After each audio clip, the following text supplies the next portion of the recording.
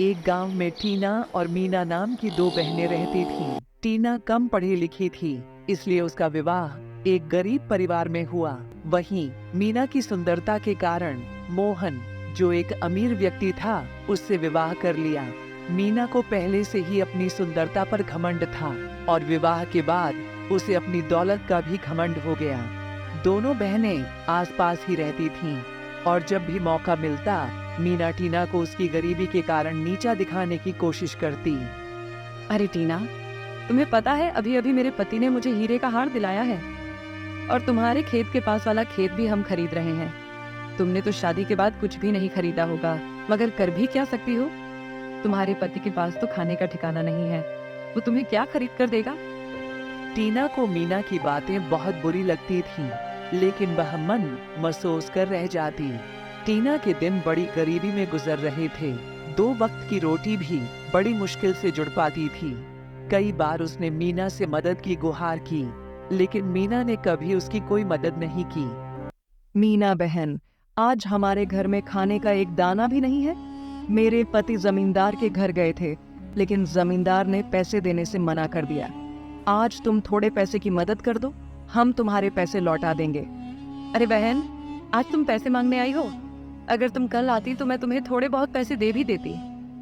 मैंने तुम्हें बताया था ना कि हम तुम्हारे खेत के पास वाला खेत खरीद रहे हैं, इसलिए आज सुबह ही मेरे पति घर में जितने भी पैसे थे सब लेकर चले गए।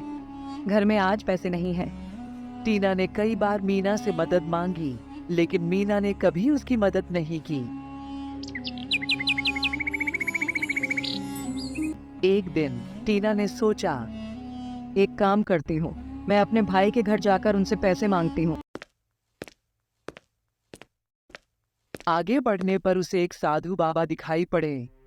अरे बाबा, इतनी गर्मी में आप ये भारी घड़ा लेकर कहाँ जा रहे हैं? कहीं नहीं बेटी, यही पास वाले गांव में मेरा घर है, वहीं पे ये घड़ा लेकर जा रहा हूँ। अच्छा, मैं गांव की ओर जा रही हूँ, लाओ अपना घड़ा मुझे दे दो। नहीं बेटी, नहीं, ये घड़ा मैं लेकर चला जाऊंगा, तू क्यों तकलीफ उठाएगी? अरे बाबा, मैं भी तो आपकी बेटी जैसी हूँ, लाओ दे दो मुझे ये घड़ा। टीना ने घड़ा ले लिया और दोनों साथ साथ गांव पहुंचे। टीना ने साधु बाबा के घर तक घड़ा पहुंचा दिया।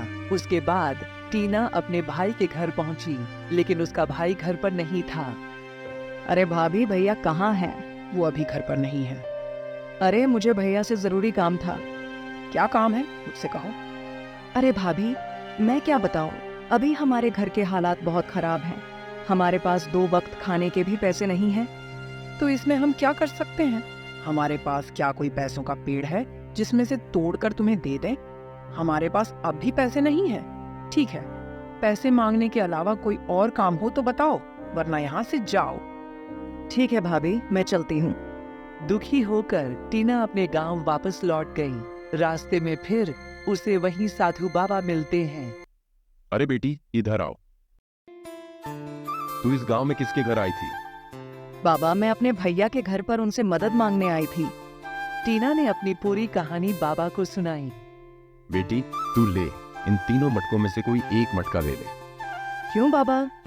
बेटी, तू इतनी दूर से पैदल चलकर आई है और इतनी दूर पैदल चलकर जाएगी। इस मटके में लड्डू हैं, अगर रास्ते में तुझे भूख लगे तो निकाल कर खा लेना। नहीं बाबा, मुझे नहीं चाहिए, आपने मुझसे पूछा वही बहुत है।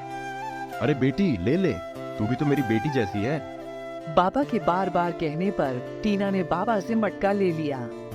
बाबा, अब मैं चलती हूँ, वरना मुझे घर पहुँचते पहुँचते शाम हो जाएगी। टीना अपने घर की ओर चल दी। जब उसने मटके को खोला तो वह चौंक गई। अरे बाप रे, सोने के मोहरे, वह भी इतनी सारी। क्या हुआ टीन? इतने सारे सोने के मोहरे। मैं सच कह रही हूँ, मुझे यह मटका एक बाबा ने दिया था। टीना, लगता है रब ने हमारी सुन ली। तुम सच बोल रही हो? मुझे तो विश्वास ही नहीं हो रहा है। टीना और उसके पति की खुशी का कोई ठिकाना नहीं था। फिर उन्होंने गांव में खेती योग्य जमीन खरीद ली। टीना की तरक्की देखकर मीना को बहुत जलन हो रही थी। अरे सुनती हो जी, ये मेरी बहन इतनी पैसे वाली कैसे बन गई? उसके पास इतना धन कहाँ से आया? कुछ दिन पहले तो ये मेरी बहन भिखारी जैसी मेरे घर भीख मांगने आई थी, और अब तो हमसे भी ज्यादा पैसे वाली हो गई है। हाँ, मैं भी यही सोच रहा था। तुम्हारी बहन का पति लोगों के खेतों में मजदूरी का काम करता था और एकदम से इतना पैसा कहां से आया? मगर कुछ दिन पहले तुम्हारी बहन को तुम्हारे भाई के घर की ओर जाते हुए मैंने देखा था। क्या भैया के घर की ओर गई थी? हाँ, मुझे तो लगता है भैया के घर से इतना सारा धन दौलत लेकर आई होगी। मगर तुम्हारा भाई कैसा है जो सारा धन छोटी बहन को ही दे दिया? उसकी बहन तुम भी तो हो ना। भाई के लिए दोनों बहनें समान हैं, तो फिर दोनों बहनों को बराबर हिस्सा देना चाहिए। तुम बिल्कुल ठीक कह रहे हो। भैया के संपत्ति पर जितना उसका अधिकार है उतना ही मेरा अधिकार है। हम लोग कल सुबह ही मेरे भाई के घर चलेंगे।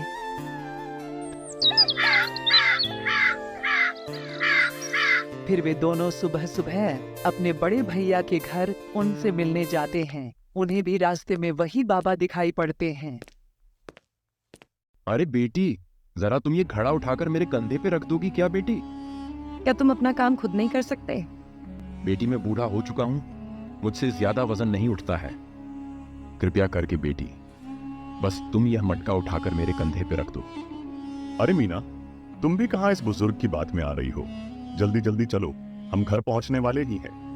मीना ने उन बाबा की कोई मदद नहीं की और वे अपने भाई के घर पहुंच जाते हैं। अरे भैया भाभी, अभी कुछ दिन पहले छोटी बहन टीना यहाँ पर आई थी क्या?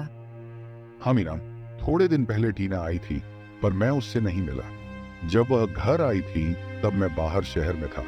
उससे केवल तुम्हारी भाभी मिली थी। भाभी, तुमने उसे कुछ दिया था क्या? नहीं, मैंने तो उसे कुछ भी नहीं दिया। हमारे पास कुछ होगा तो ही तो उसे देंगे। अच्छा, इसका मतलब आपने उसे कुछ नहीं दिया। ठीक है भैया, हम चलते हैं। अरे अभी तो तुम दोनों आए हो, इतनी जल्दी जाने लगे? खाना तो खाकर जाओ। नहीं, यहाँ से हम निकल रहे थे तो मैंने सोचा कि भैया से मिलते हैं। ठीक है, हम चलते हैं।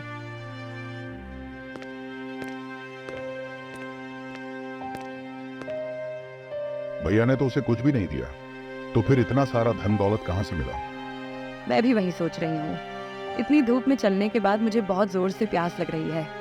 तुम जाकर कहीं से जल्दी से पानी ले आओ, मुझे चक्कर जैसा लग रहा है। भैया के घर प्यास नहीं लगी क्या?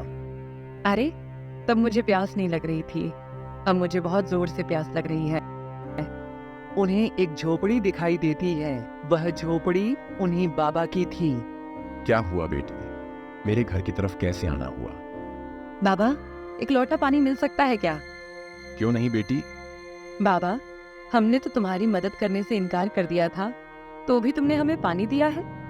तो क्या हुआ बेटी, वो तुम्हारा कर्म था, ये मेरा कर्म है। अरे बेटी, मैं तुम दोनों को पहली बार इस गांव में देख रहा हूँ। तुम दोनों इस गांव में किसके घर आए हो? बाबा, इस गांव में मेरे बड़े भैया रहते हैं, उनसे मिलने हम इस गांव में आए हैं। अच्छा बेटी, तुम और टीना की बहन हो ना? तुम्हारी एक और बहन है ना, जो थोड़े दिन पहले तुम्हारे भाई से मिलने आई थी? बाबा, वो थोड़े दिन पहले भैया से मिलने आई थी, मगर बाबा, तुम्हें कैसे पता? अरे बेटी, जिस जगह तुम मुझे आज मिली थी, थोड़े दिन पहले तुम्हारी बहन भी मुझे वहीं मिली थी। उस बेचारी बच्ची ने मेरा घड़ा मुझसे लेकर मेरे झोपड़ी तक उसे पहुंचाया। मगर बाबा, तुम्हें पता है, जब से मेरी बहन भैया के घर से होकर आई है, तब से उसके पास बहुत धन दौलत हो गई है। बताता हूँ बेटी, बताता हूँ। उस बच्ची के पास जो भी धन दौलत आई है, वह उसकी अच्छी नीयत और अच्छे कर्मों की वजह से आई है। बाबा, मुझे तुम्हारी बात कुछ समझ नहीं आ रही। और मेरी बहन के ऐसे क्या अच्छे कर्म हैं जो उसे इतना सारा धन दौलत मिल गया?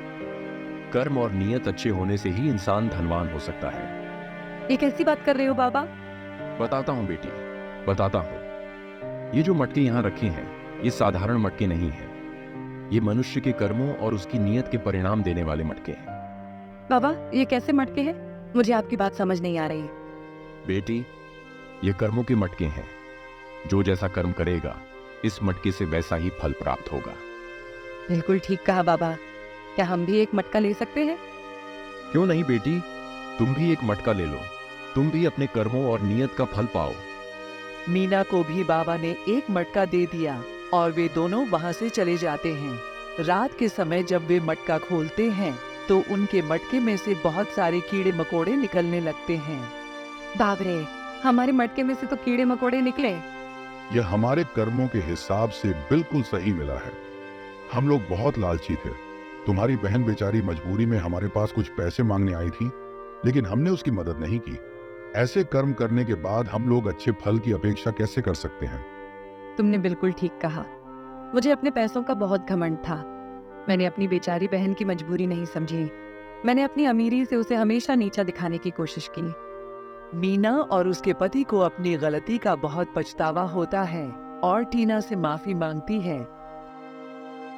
अगर आपको हमारी यह कहानी पसंद आई हो तो और अधिक कहानियों के लिए इस वीडियो को लाइक करें, शेयर करें और हमारे चैनल को सब्सक्राइब करें।